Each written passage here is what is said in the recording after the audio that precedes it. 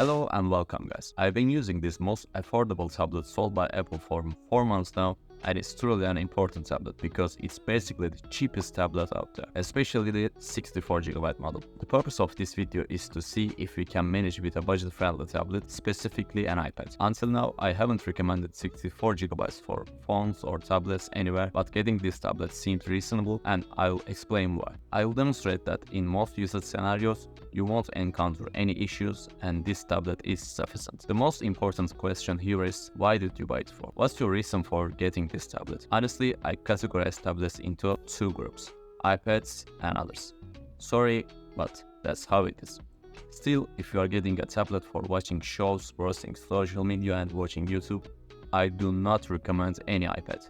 Why? Because they are simply expensive. This video is strictly focused on budget considerations aimed at students looking to buy a tablet, targeting those who really need a tablet, especially those on a budget. So keep the phrase budget friendly in mind throughout. If you say you want to watch movies and series, I'm telling you, an iPad is expensive option. Let's agree on this first.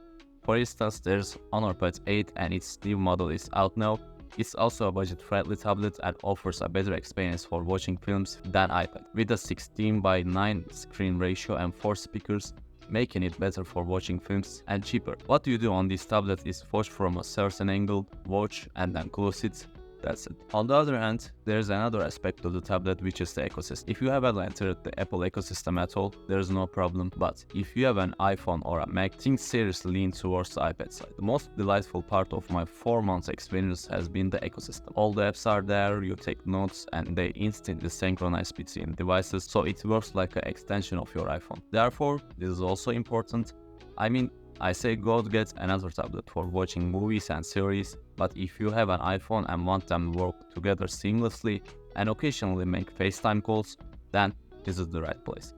So in summary, if you don't have any business other than watching movies or series, and people who are not already within the ecosystem may lean towards other Android tablets, I say, and I'm moving on the review. Firstly, let's talk about design. Yes, the design is old-fashioned, but comparing tablet design to a phone isn't really the point here. When you hold the tablet, you can grip it from the edges without covering the screen, which is a nice feature. There's no Face ID, but there's a Touch ID. Some people like it, some don't. Personally, I find Face ID more practical and faster, so I lean towards the Face ID. However, the fingerprint reader isn't bad at all. It unlocks as soon as you place your finger without any issues. As I mentioned at the beginning of the video, our main concern here is the budget, and within this budget, it gets the job done seamlessly. Now let's talk about the performance. This tablet has the same processor as the iPhone 11. Is anyone unhappy with the performance of the iPhone 11? When you open a game, you still play it smoothly and enjoyably. Similarly, on this tablet, you open your game and play it smoothly. It provides a great experience in terms of performance. I don't think there will be a significant performance difference between this tablet and a higher model. Yes, rendering times might be shorter with a higher model, but even YouTubers don't render from tablets and users generally don't even care about rendering times. This is becoming an older model. Should you buy it? Let me address that right away. Apple continued to sell this device until 2023. This means you can still use this tablet happily even after 5 years later. Tablets have a long lifespan, their battery lives are longer, and their performance doesn't diminish, so they provide a good experience for many years. Therefore, I can recommend it without hesitation in these regards. As for performance, it is excellent. I haven't experienced any stuttering, freezing, lagging, etc. It works very well, delivering the Apple experience. With iPadOS 17, it gained new features, but some are missing. For example, the Stage Manager feature is absent, but you can still use split screen for multitasking, quick app transitions, copy-paste, etc. Now regarding students, I do not recommend other tablets, only iPads. The reason is the pen experience and how perfectly apps in App Store work with pen. Additionally, Apple's work on tablets is impressive. When you enter App Store, you find the best versions of all apps. As for drawbacks of this tablet, it uses the first generation pen. While it may seem like a negative, if you buy the 10th generation, you can use the second generation pen. However, the first generation pen is not bad at all. Even before the second generation was released, people created graphics and more with the first generation Apple Pencil. People can create masterpieces, surely you can take notes with it. So, as someone who has actively used the pen for notes for 4 months, I must say it works real well. Moreover, you don't need to get lost in dongles like with the 10th generation, just plug in the lightning connector. Now, one of the reasons I don't recommend this tablet for watching movies and series, the speakers are only on one side and the sound comes from the right side. When you hold it, the left side doesn't produce sound, so you can't achieve the stereo sound. I believe this is the biggest disadvantage of this tablet. However, let's remember we are price focused. I'm a student, and if you are planning to take notes, study, research, and occasionally watch videos, this might not be a significant issue. I think it's a minor problem considering our focus on budget. Moving on, let's discuss the 64GB storage issue. Generally, I don't recommend 64GB for anyone, but with iPads, it's a little bit different. Based on my 4 months experience, 64GB can be quite sufficient. It may be important for some people and not at all for others. Here's what I am going to do. For this video, I will reset the tablet completely and set it up from the scratch with you. Once all updates installed, I'll check how much free space we have left on the tablet. So yeah, as you can see, I erased all of my data from my iPad and set it up from scratch. What's strange here is that normally when you buy an iPad, the pre-installed apps come with it, but after the reset, they didn't show up and I was greeted with a very clean, bloatware-free setup. Even with this state, it only looks like only about 20GB of the tablet is used. As a recommendation, I'll delete some unnecessary apps on the iPad and list the apps I delete on the site. These will include apps that I think are unnecessary for most people. I understand that providing more storage might eliminate the need to worry about this, but in this video our goal is bang for bucks, getting the maximum experience for our money. So bear with me. After deleting all these apps, let's see how much available storage we will have. I removed quite a few apps, let's see the condition. Yes, we reduced it 20GB, and this iPad can reduce to that point at most.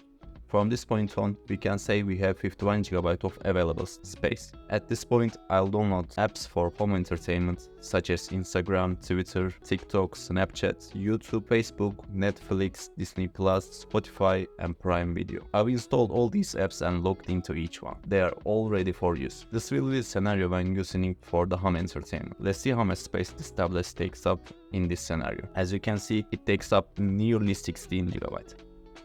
However, I must mention that this table does not reflect reality, because as these apps are used, they will occupy more space over time, and experienced users already know how this works. For example, if you spend more time in an app, even if you don't download anything from the app's cache start taking up a significant amount of space over time. For this reason, considering future days, I want to add 10GB to this calculation in this scenario. So if we think in terms of 21GB rather than 16GB, we will face a more accurate data in the long term. So we have 38GB left, and we can say that this is sufficient to use this tablet for home entertainment. After that, I continue with educational applications. What's installed? Well, I've installed Duolingo, Kahoot, Notability, TED, Wikipedia, Udemy, Zoom, and applications like ChatGPT. Of course, this list can be diversified, but as a student myself, I can confidently say this is more than enough. By the way, I didn't have applications like Office Excel because these applications are natively supported by Apple through Numbers, Pages, and Keynote. So how is our storage situation after this? When we add educational apps, the apps take up about 22GB of space. We initially added 10GB, and I want to add another 5GB just in case, making it 15GB in total. Therefore, our use space is almost reaching 40GB. Now, if you ask which apps take up most space in this situation, well, of course, games are the biggest space fillers for sure. After games, we have TikTok, as you can see. When I look for the details, I see that documents take up as much space as application itself. See, that's what I am saying. I didn't use TikTok more than 5 minutes and it already filled more than the app itself. With time, this will continue to swell. After that, we have Keynote, CapCut, etc. The Books app, for example, takes up little space, but if you add 10 books, the size will increase by that much. Therefore, I added 5GB for that, and result is as follows. Now this iPad has everything it needs. Entertainment apps installed and running, educational apps installed, and extra apps. The most demanding part is the gaming section. As you can see, I've installed all the high profile games like PUBG, Call of Duty, and Asphalt take up significant space. So I think these are the games that an average gamer would have on their tablet. There are also smaller games, but I've installed the ones that take up the most space. There's also CapCut here, which I included for video editing.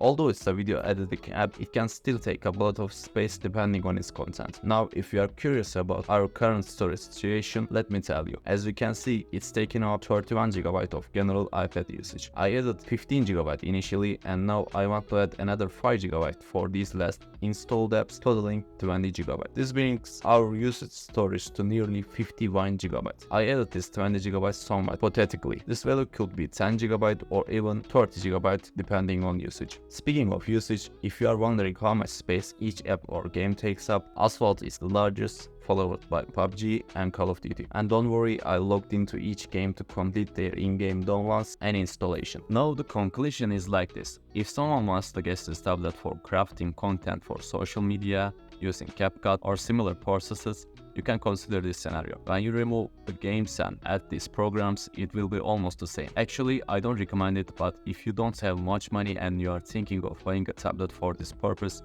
you can get the iPad 9th generation. The performance is amazing. I'm already moving towards that. You'll be able to do everything, but there will be a space issue. Let me explain the storage issue like this. When you remove the games and install these programs, you'll have about 13 GB of free space left. If you shoot videos on your iPhone and want to edit them here, you'll manage with editing 4 to 5 projects, editing them as needed, but it can get tight. I don't highly recommend it, but can you do it? Yes, you can. But for me, editing this video on the iPad wouldn't work because a video already takes up 13 GB.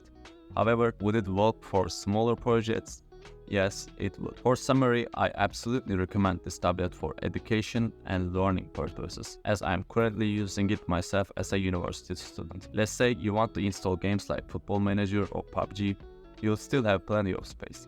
If you don't install games and follow that what I showed at the beginning of the video by deleting extra programs, you'll free up quite a bit of space. So I recommend this tablet. It's selling on Amazon for $160, while the 10th generation is $300, almost half the price. It's still purchasable, it meets more than your needs, and it's still a modern tablet. You don't have to keep up with the newest, shiniest, and most modern. Money doesn't grow on trees, we all earned it through hard work, so I don't want you to waste it. I bought it from a local vendor with a student discount. I don't have an affiliate link, but I recommend you to buy it from Apple or another channel with a student discount, so the pencil comes free. I recommend this tablet, and I think we covered the gigabyte issue nicely. To those who will buy it, I wish you all the best. If you like this video, don't forget to like and subscribe to the channel.